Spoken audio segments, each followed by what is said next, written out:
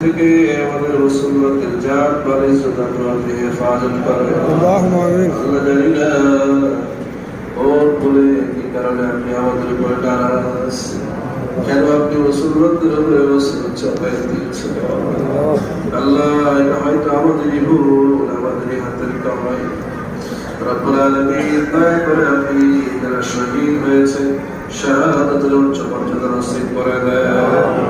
আল্লাহ যারা ময়দানে আছে আল্লাহ তাদেরকে বিজয়ী বীর হিসেবে কবুল করে দেন। আয় আল্লাহ কাফেরদের শক্তিহীন করে দেন, তাদের অস্ত্রগুলোকে ধ্বংস করে দেন। আল্লাহ তাদের মতবাদীদেরকে সহ তাদেরকে চূড়ান্তভাবে ধ্বংস করে দেন।